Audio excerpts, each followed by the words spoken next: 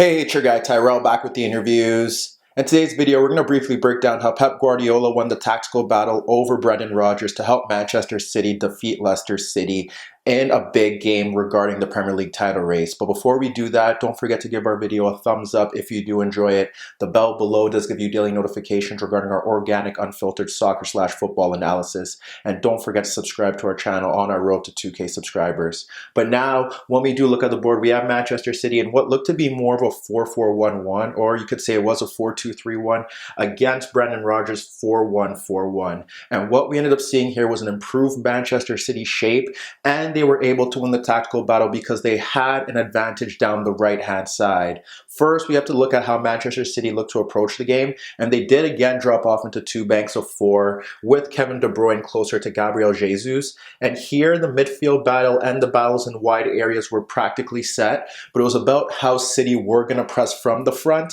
and would we see a difference in comparison to their games against Manchester United and Chelsea. Here we did. It was Jesus leading the press with Kevin de Bruyne, two energetic players in comparison to possibly Aguero and David Silva. And what we ended up seeing here was Jesus looking to step to Johnny Evans, Kevin de Bruyne stepping to Soyuncu at every given opportunity. And when they did press, they were intelligent about their positioning and they blocked off the passing lane to Ndidi. So Leicester rarely had that 3v2 advantage to exploit from deeper positions. They had Sterling and Mahrez closing the fullbacks in Chilwell and Ricardo Pereira. And in midfield, you got Bernardo Silva stepping to Tielemans, and you did see Gundogan stepping to Maddison with the wider fullbacks closing down their markers there. So Leicester City struggled to build out of the back. City did do a very good job in pressing to ensure that the center backs didn't have time to build attacks from deeper positions. And that was generally how City went about things.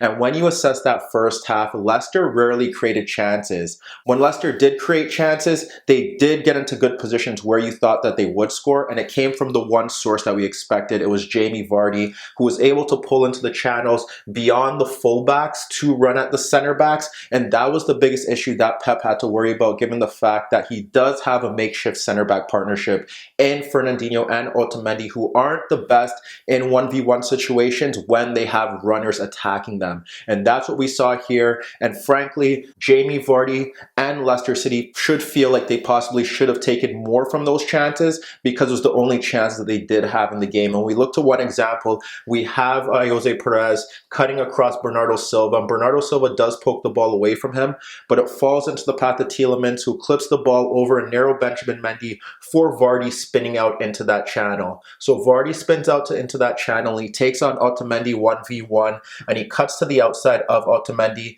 We have Fernandinho looking to come across and Barnes breaking in. And with Fernandinho now being forced to go towards the ball to try and cut off the pass, it frees up space for Barnes, but Vardy's pullback was slightly ahead of him, and that ruined a great chance for Leicester. Shortly after that, we witness a textbook Jamie Vardy goal that does witness Manchester City trying to push forward to break him beyond their defense, but Leicester handled that situation well and they were able to bypass City's pressing. What we see here is Fernandinho stepping forward, and he locates Kevin de Bruyne shifting to the left of Ndidi, and he pokes the ball in between Maddison and Barnes for de Bruyne, who's able to pull away from Ndidi, and he instantly pokes a pass in between Soyuncu and Evans for Gabriel Jesus. But Evans does well to track the run, blocks off Gabriel Jesus, and pokes the ball back to Soyuncu, who's now able to push forward and split the markers of Kevin de Bruyne and Mahrez to find Barnes dropping off. But Walker does well to poke the ball away from Barnes, but what happens there is that he pokes it into the path to Chilwell, who's able to bypass Walker to poke the ball back to Barnes. We do see Gundogan trying to push across to close down Barnes, but it's already too late, because now there's space for Barnes to poke the ball into the left channel because Walker was taken out of the game, and he pokes the ball into that left channel for Vardy running across Otamendi and Fernandinho, and Vardy breaks towards goal, and before Ederson can come out, Vardy chips the keeper to push Leicester ahead. And that's how they're able to constantly create chances against Manchester City's positive pressing. It was simply trying to get Vardy into those channels beyond Mendy and Kyle Walker, and that was a successful route because it did lead to a goal. When we look to one final example to see how Leicester were were able to break in behind Manchester City's defense. It once again stems from Fernandinho pushing forward. This time we end up seeing Kyle Walker take a more wider route, and he ends up receiving the ball at the touchline ahead of Chilwell. So that sees Mahrez shifting into a narrow position near Barnes, and we end up seeing Mahrez trying to run off Barnes to receive space in behind Chilwell. So Walker doesn't play that pass, but he ends up looking to try and square a pass into De Bruyne. And when he tries to play that pass into that route, we see Ndidi come across to win the ball, and instantly Maddison locates that there's space down that channel because Walker's pushed forward to play Vardy, and he instantly does that. So he plays that ball across that left channel into the path of Jamie Vardy, and he's able to take on Otamendi, skip by him on the outside, and with Fernandinho coming across once again, he should do better here, but he skies his effort over the net. But just like that, we see how Leicester were trying to go about the game, and it wasn't a surprise. Get Vardy in and beyond the fullbacks, and that was a key role for him down the channels because they knew that he could beat Otamendi or Fernandinho in 1v1 battles running towards goal. However, they probably thought that they would have more possession on the ball given the fact that City's pressing over the past few weeks was poor. But here, City pressed well, but although they were culpable to those chances out in the wider areas, they were much improved in regards to how they approached the game without the ball. So now when we look to Manchester City, they were able to identify a route to goal from a breakdown in Leicester City's pressing. And although Leicester pressed well from the start of the game, they did get a few warning signs from Manchester City in those earlier stages when De Bruyne hit the post from a Mahrez pullback, and Sterling nearly got played in when Benjamin Mendy clipped the ball over Ndidi for De Bruyne to break free. Leicester's pressing did make sense. What they did was that they tried to ensure that Gundogan couldn't control the game from deeper positions. They had Vardy sit off the center backs and block off the passing lane into Gundogan, and if there was any chance that Fernandinho or Otamendi were able to find Gundogan by bypassing Vardy, Maddison did step in. They'd had Barnes and Jose Perez closing down the fullbacks. They had Tielemans stepping towards Bernardo Silva, and they did see Chilwell and Ricardo Pereira close down Mahrez and Sterling. So that's how they went about their business, and even when there was times when De Bruyne tried to drop off deeper, Ndidi would follow him. However, that was the biggest weakness that Leicester had. Although we can criticize Manchester City for not doing a better job of limiting Jamie Vardy's chances in the channels, the same can be said for Leicester based off the fact that Kevin de Bruyne had too much time to vary his positioning and ensure that City were able to dominate that right side of the pitch. Because when you look to see how Leicester did close down, one of the biggest issues was the fact that Barnes was man-marking Kyle Walker, and all Kyle Walker really had to do here was shift out into narrow positions, pull Barnes out of the way, and then you have a 1v1 with Mahrez and Chilwell. Not that that was the biggest issue in itself. It also leads to De Bruyne here based off the fact that Ndidi's role in that midfield is to clean up danger. So if the ball is shifted out to the right-hand side, he's moving there, and he's also shifting out to the left-hand side. The problem was that Rodgers didn't give him a strict man-marking job on De Bruyne because that's what he wanted Ndidi to do, and it allowed De Bruyne space to exploit Leicester City's backline, because what we often saw De Bruyne doing here was that he positioned himself ahead of Chilwell. So when he positions himself ahead of Chilwell, then that frees up space for Mahrez to receive the ball deeper. And then when Chilwell does have to shift over, he's already at a running start to create chances. And that was a consistent theme throughout this game that led to Manchester City breaking free. The one thing that Rodgers possibly could have done here was, rather than having Barnes step towards Kyle Walker, when Kyle Walker doesn't really offer you a threat when he's in a deeper, narrow role in midfield,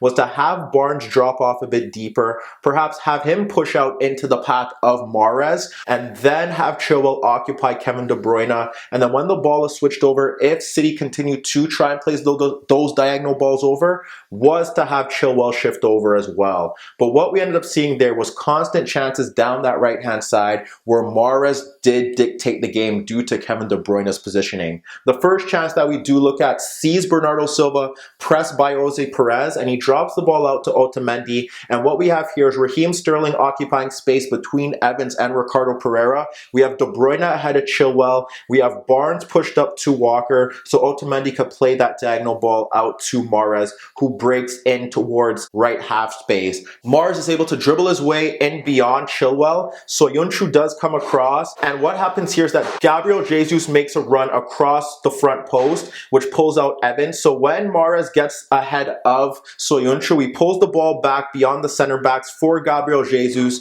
who should poke his effort beyond the keeper, but Schmeichel does make a big save. Shortly after that, Manchester City were able to equalize, and it stemmed from a Mahrez corner that was cleared. It ended up falling to Mendy, and like I said, Mendy clipping a diagonal ball out to Mahrez, once again ahead of Chilwell in space, and he cuts in on Chilwell with Ndidi coming across, and he fires a low effort off Soyuncu and past Schmeichel. But throughout those opening 30 minutes, while Leicester City were breaking in beyond Manchester City's backline through Vardy, City did find a weakness in Leicester's pressing. It was based off the fact that no one was picking up De Bruyne, and De Bruyne was smart enough to shift his positioning to occupy defender, to free space for Mahrez to get into those 1v1 battles that he likes. Towards the end of the half, we did see more influence from Kevin De Bruyne in Leicester City's third of the pitch. And firstly, we saw Ricardo Pereira trying to find the ball to Jose Perez in that right channel, but Mendy did well to step in and win the ball. And what you see here from Sterling is that he picks up the loose ball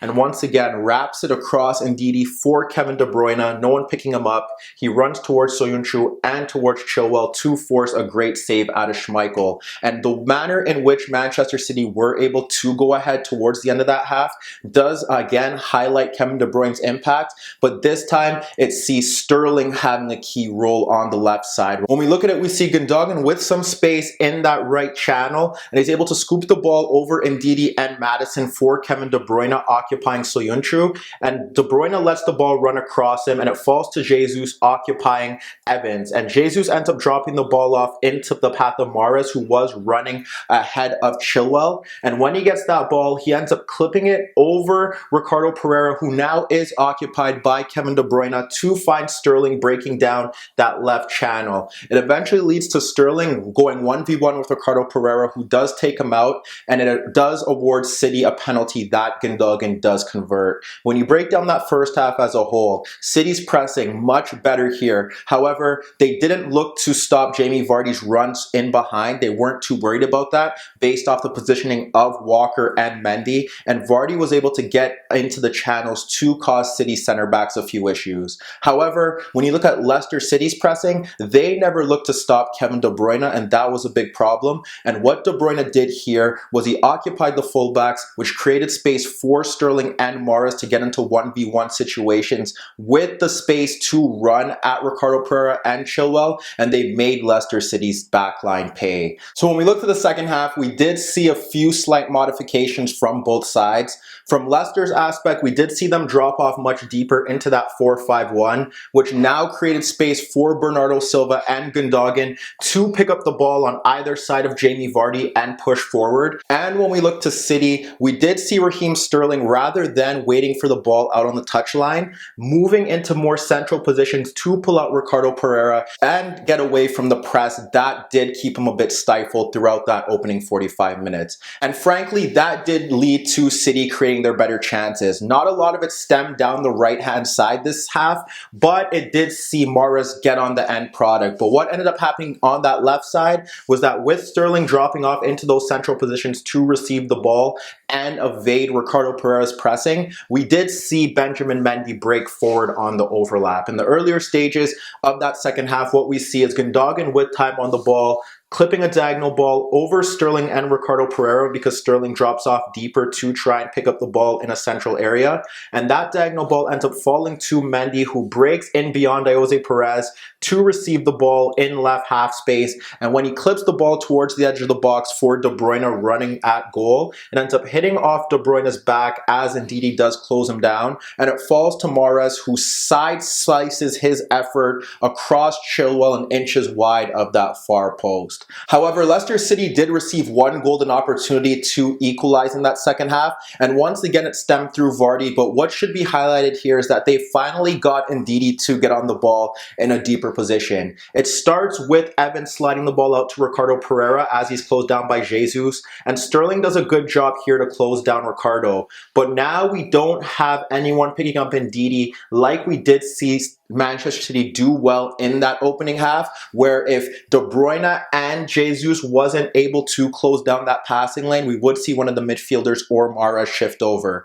That wasn't the case here. Ndidi gets on the ball, and he ends up splitting Bernardo Silva and Gundogan by fizzing the ball through them, and with Otamendi stepping forward, oddly, he does duck, which sees Vardy make a dart into that right channel across the center backs to pull out Fernandinho. But while that pass is played, Barnes is already running ahead of Kyle Walker towards goal. So Vardy does locate that, and he instantly fizzes the ball into the 6-yard box, which sees Barnes get ahead of it to try and direct the ball towards goal with Ederson coming out, but he can only guide the ball wide of the net. But that was a great opportunity by Leicester City where they finally get that 3v2. Again, it stems solely through Vardy breaking through the channels and Barnes getting the run on Kyle Walker, who struggled throughout. Still, this second half was about Manchester City. They were still able to get their deeper midfielders on the ball. The overlaps were on, and Mahrez was on the end of most of their quality chances.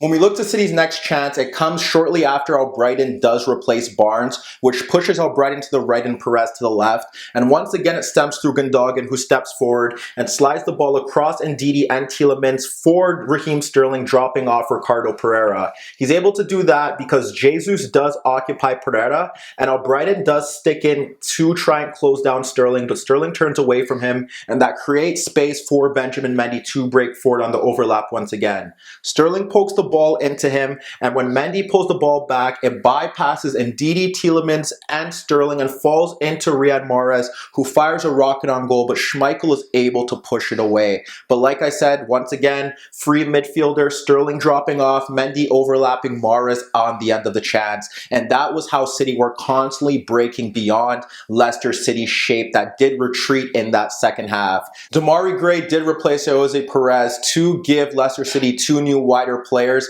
to cope with City's threat, but shortly after that, City were able to kill off the game. What we do see here is the ball being shifted out to Kyle Walker ahead of Jose Perez, who doesn't look to close down Walker, and what he's able to do there is he's able to play the ball across Maddison and Perez for Kevin de Bruyne, breaking into that right channel, because we end up seeing Mahrez shift to the touchline to pull out Chilwell. So de Bruyne is able to run beyond two Leicester players to receive a pass from Kyle Walker, no Ndidi in sight, which allows De Bruyne to run at Soyuncu, skip past him and break towards right half space. It pulls out Evans. Ricardo Pereira is occupied by Sterling, and Evans, because he does shift over to De Bruyne, leaves Jesus free to break towards the far post, and De Bruyne fires a sizzling low cross through the 6-yard box for Jesus to tap in. City were able to kill off the game after going up 3-1, but when you break down the game as a whole, it's very simple.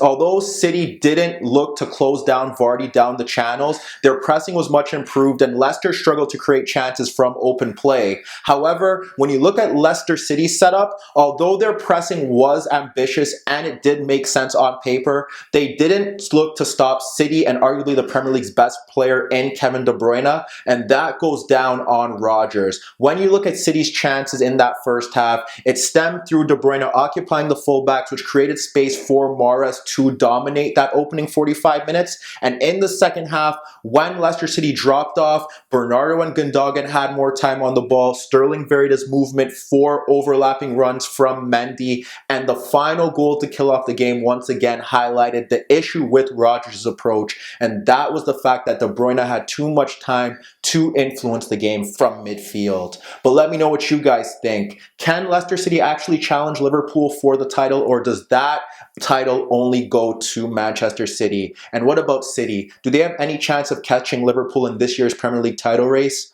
Meet me in the comments below. Don't forget I upload videos every day, and don't forget to subscribe to my channel. And once again, don't forget to give our video a thumbs up if you do enjoy it. And that was your daily dose of the interviews.